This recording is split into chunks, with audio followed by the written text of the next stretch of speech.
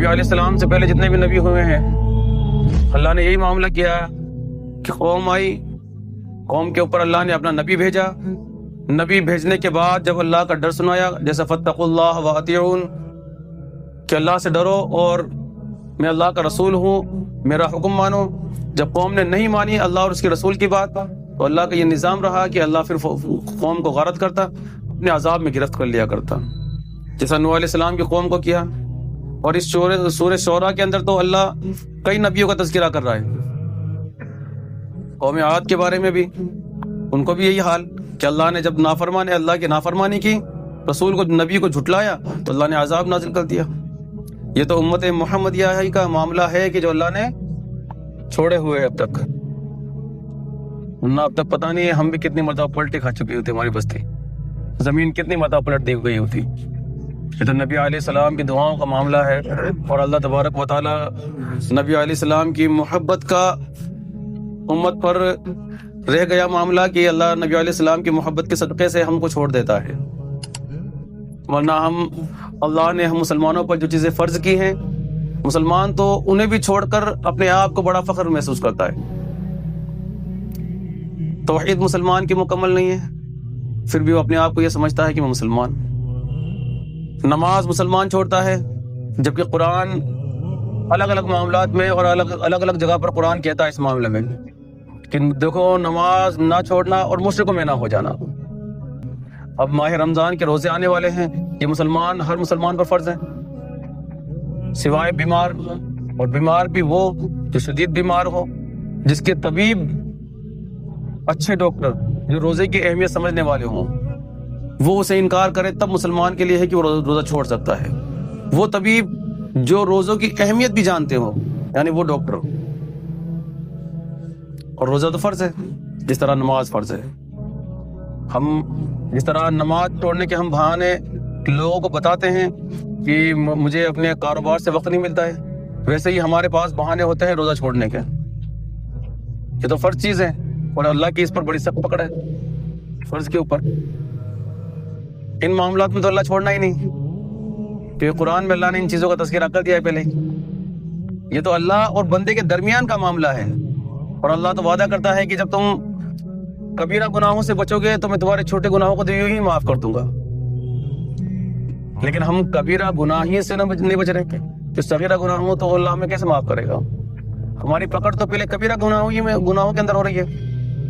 ہم اپنے معاملات میں کبیرہ گناہوں کے اندر ہی مکمل نہیں ہیں۔ ایک وقت کی نماز چھوڑنا مسلمان کے لیے کتنا بڑا معاملہ ہے اللہ کے ہاں۔ حدیثوں سے آپ پڑھ کر دیکھیں، حدیثیں کتنی بڑی زبردست حدیثیں ہیں اس معاملے میں، اور کتنی حیرت انگیز اور کتنی سخت حدیثیں ہیں ایک وقت کی نماز چھوڑنے کے اوپر۔ اور پھر ہم اپنے آپ میں محسوس کرتے ہیں کہ اللہ تو یوں ہی معاف کر دے گا، تو بھئی وہ تو اللہ کا معاملہ ہے، وہ معاف کرے نہ کرے وہ اس کی مرضی کی بات ہے۔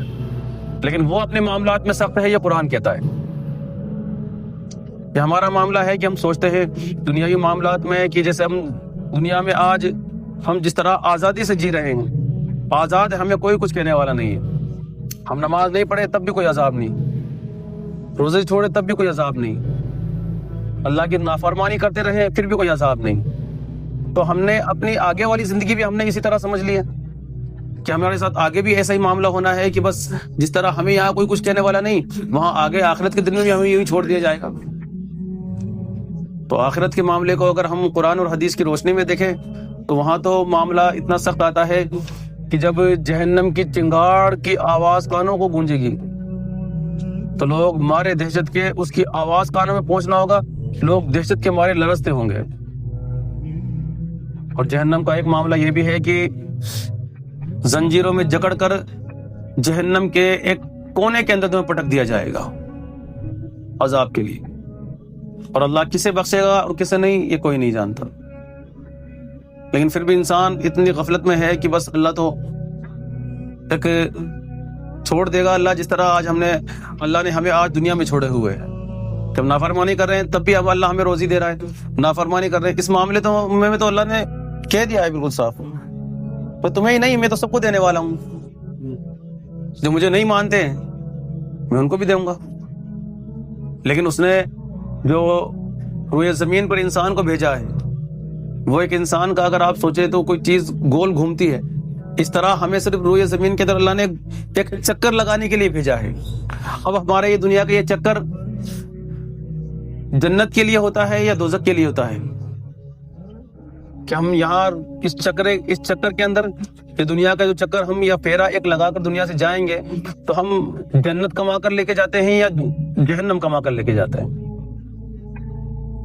پھر تو اگر ہمیں اللہ یوں ہی معاف کر دے گا، ہم نمازیں بھی نہ پڑھیں، روزے بھی نہ رکھیں، زکوٰۃ بھی نہ دیں، اللہ نے جو فرض احکام دیے ہیں ان کو بھی نہ کریں، اور پھر اللہ ہمیں ایسے ہی چھوڑ دے، تو پھر ہمیں اور ان لوگوں میں کیا فرق محسوس ہوگا، یا ان لوگوں میں کیا فرق ہوگا جنہوں نے اپنی پوری زندگی اللہ اور اس کے رسول کی اطاعت پہ گزاری ہو، جنہوں نے اللہ کا خوف ہر وقت اپنے دل میں رکھا اور ڈرتے رہے اللہ سے ہر وقت اور اطاعت کرتے رہے اللہ کی۔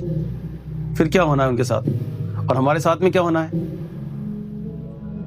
تو اللہ تو کہہ رہا ہے کہ بس پھر اس کے بعد ہم نے باقیوں کو ڈبو دیا، کہہ دیا اللہ نے کہ جو نافرمانی نہیں کرے ان کو ڈبو دیا۔